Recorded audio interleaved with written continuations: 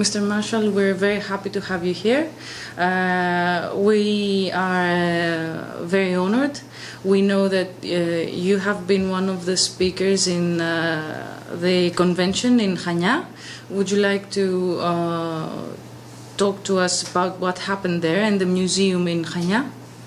The annual conference of the Association of European Printing Museums took place in Chania this year.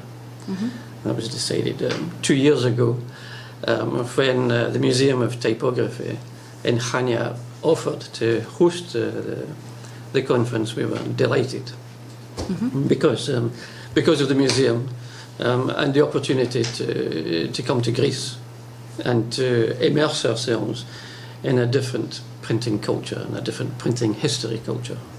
Is it different from most of Europe in Greece? It's different in as much as indigenous printing in Greece.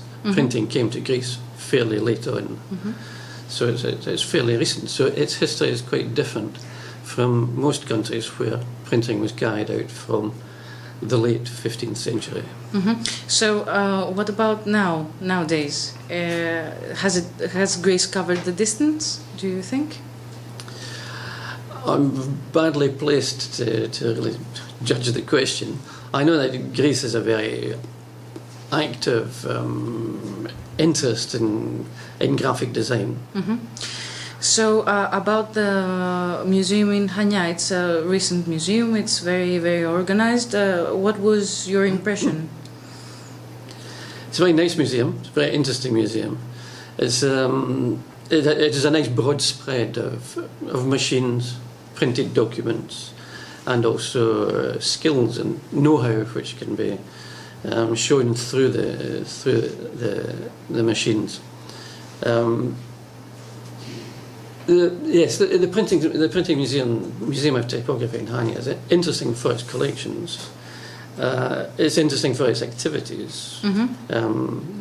These are the kinds of collections, activities which you find in certain kinds of museums all over Europe. It's also very interesting because of its origins, because it belongs to a long tradition in printing. There's a 2-century-old tradition of printers being interested in the history of their own trade.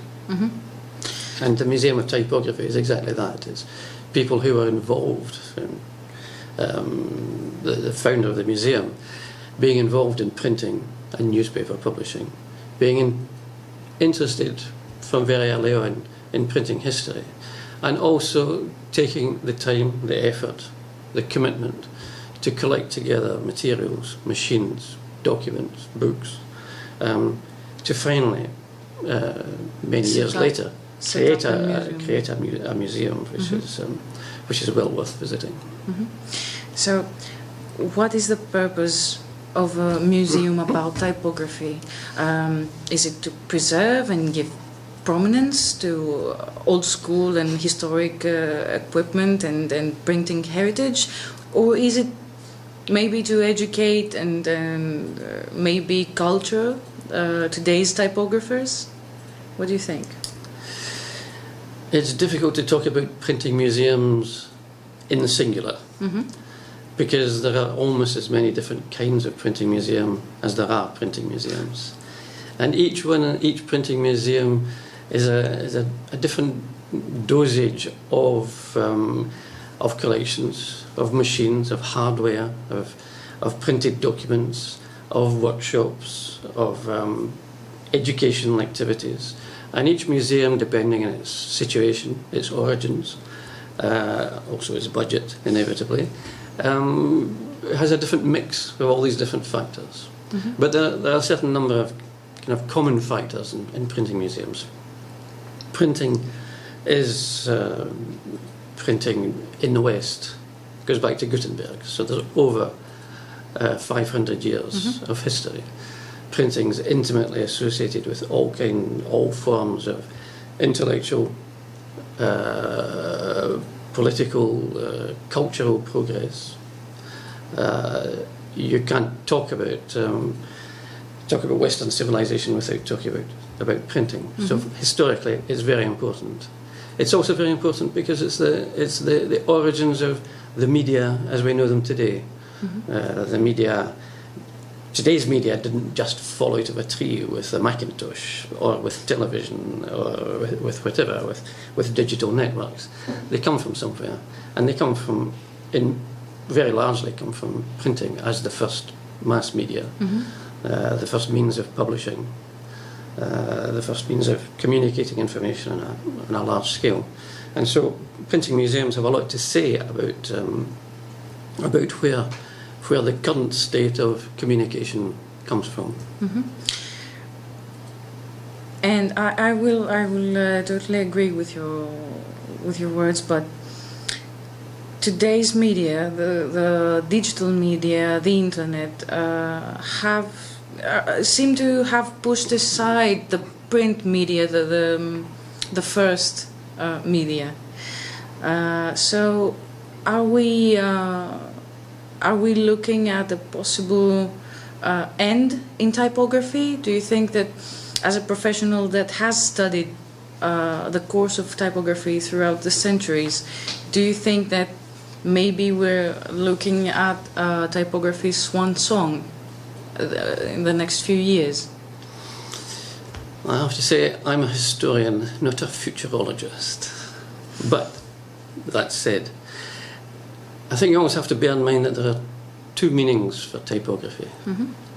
There's typography in the sense of typographical printing, printing with metal type, putting ink onto paper, in the general sense of the term.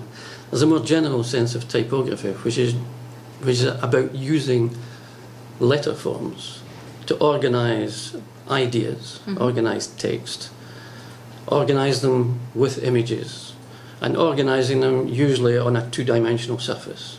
Traditionally it's paper. Nowadays it's increasingly screens of all sorts.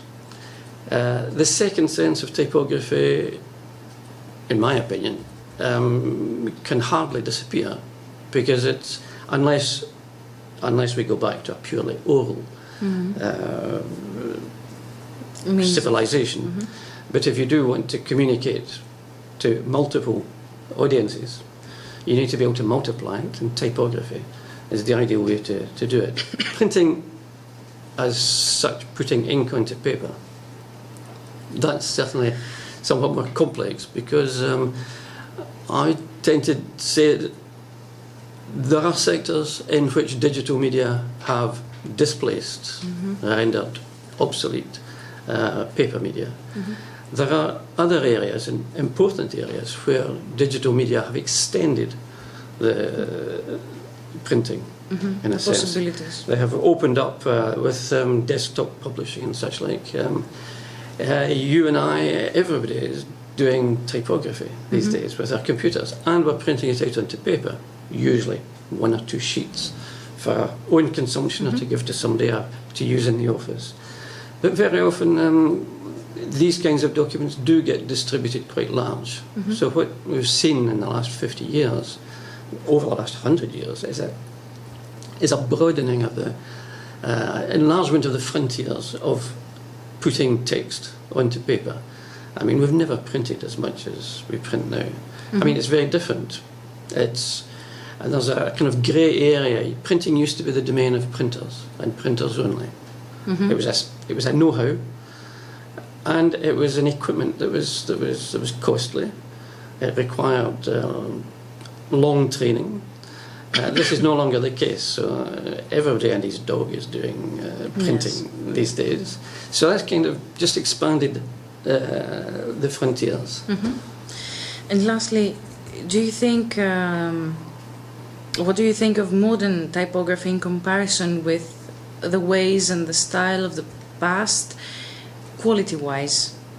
Do you think that the quality has increased, or its mass production spoiled the quality of printing? I suspect it hasn't changed a lot. I think contemporary graphic production is fabulous. I mean, it's inventive. It's constantly renewing itself. Many people, the traditionalists, find it a bit cold compared with printing from hot metal onto paper. You get the feel of the paper, etc. Nowadays it's more on glossy paper and such. I think these things change. It's very cyclical. But in general, today there's very high quality work being done. Beautiful stuff. And much broader than there used to be. The other thing you have to bear in mind is that there's always a tendency to think that traditional printers are the preservers and of typographical quality. It's worth remembering that there have always been printers who are more interested in making money than doing good work. In the 15th century, 16th, 17th, 18th century, you can find very bad printers doing very bad work. You can find very good printers, and it's not really a question of equipment, because a bad printer with very good equipment can do a really bad work, whereas a good printer with very poor material can produce really very fine work. It's about question dedication of knowledge, and knowledge. commitment, knowledge, skills, dedication, and having an eye for it, having a thinking about what is good, aesthetically pleasing, efficient in communication terms, and getting the message across. And there's not one set of rules for it happen. There's always a kind of hierarchy from the very best to the very worst. That's the case today, and it was always the case in the past. Thank you very much, Mr. Marshall. We're very glad to have you here. Thank you very much.